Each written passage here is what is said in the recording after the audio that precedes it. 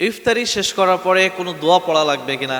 ইফতারি অনেক মানুষ আমরা যখন করি আমরা শুরুতে একটা দোয়া পড়ি, কিন্তু এই শুরুর দোয়া তো ঠিকই পড়ি, কিন্তু শেষে যে একটা দোয়া পড়া লাগে এই দোয়াটা আমরা অনেকে জানিই না, বা অনেকে জানার পরেও পড়তে মনে থাকে না, বা আমরা এই সুন্নাহটা আমরা আদায় করি না।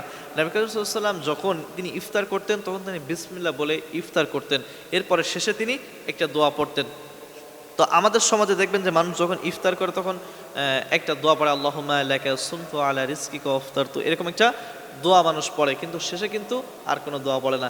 কিন্তু নবী করিম সাল্লাল্লাহু আলাইহি ওয়াসাল্লাম শেষেও একটা দোয়া পড়তেন, সেটা আমরা অনেকে জানিই না যে একটা দোয়া আছে, বা অনেকে জানার পরে আমরা এটা মানি না।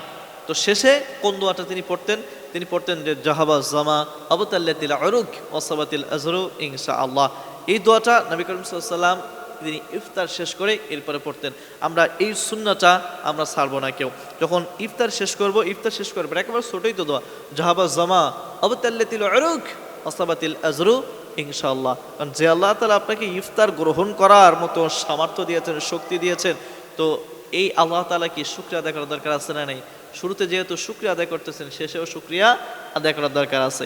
এজন্য এই সুন্নাহটা আপনারা ছাড়বেন না। আমি আরেকবার আপনাদের সুবিধার জন্য বলি, জাহাবা জামা আবতাল্লাতিল উরুক ওয়াসাবাতিল আজরু ইনশাআল্লাহ।